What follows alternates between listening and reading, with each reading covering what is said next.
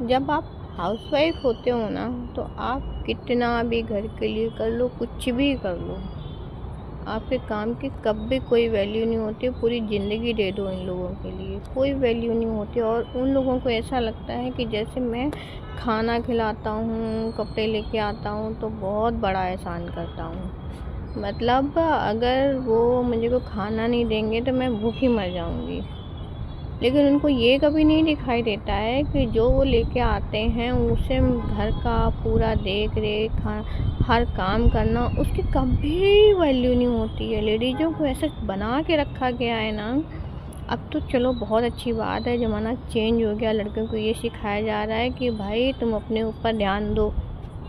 लेकिन जो अभी तक इनकी अपब्रिंगिंग हुई है ना गर्ल्स की, वो यही है कि भाई फर्स्ट प्रायोरिटी घर पे दो। और जब लड़कियां अपनी डिग्री लेके सब कुछ करने के बाद आफ्टर मैरिज जॉब छोड़ के पूरा घर देखती हैं, तो उनकी कोई वैल्यू नहीं रह जाती है।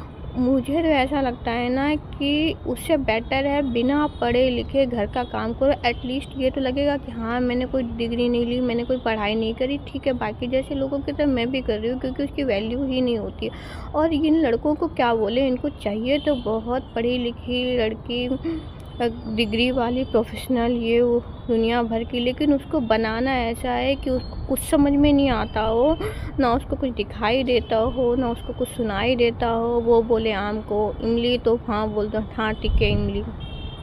यही सब कुछ चाहिए होता है। जहाँ लड़की अपनी ओपिनियन रखने लगती है तो सबको ही बुरा लगने लगता है।